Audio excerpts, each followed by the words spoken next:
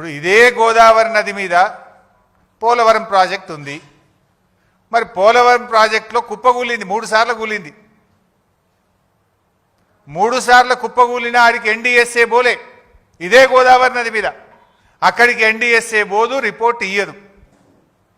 కానీ మేడిగడ్డ బ్యారేజ్ మీద మాత్రం పిలవకుండానే, రాష్ట్ర ప్రభుత్వం కోరకుండానే హడావిడిగా వచ్చి అసెంబ్లీ ఎన్నికల ముందు ఒక రిపోర్టు, పార్లమెంట్ ఎన్నికల ముందు ఒక రిపోర్టు, బీఆర్ఎస్ పార్టీ రజతోత్సవం జరుపుకుంటే దాని ముందు ఇంకొక రిపోర్ట్ ఇస్తారు. అది బీజేపీ నీతి.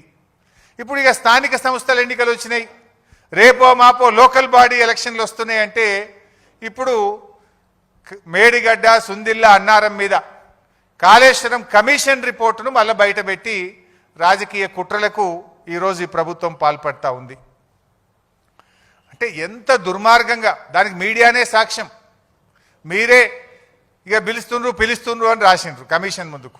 మీరే రాసిండ్రు కేసీఆర్ గారిని, హరీష్ రావు గారిని పిలవవలసిన అవసరమే లేదు, నివేదిక పూర్తయింది, రేపో మాపో ఇస్తారని మీరే రాసిండ్రు కదా.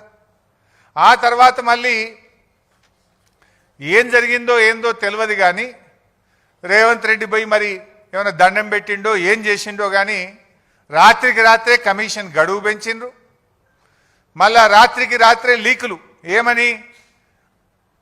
హరీష్ రావు గారిని, కేసీఆర్ గారిని కమిషన్ పిలిచింది, మాకు నోటీస్ రాలే. గమ్మత్ ఏంటంటే మాకు నోటీస్ రాలే, మీడియాలో మాత్రం లీక్ వచ్చింది. ముందు రోజేమో పిలుస్తలేరు, రిపోర్ట్ ఇచ్చిండ్రు అన్నారు.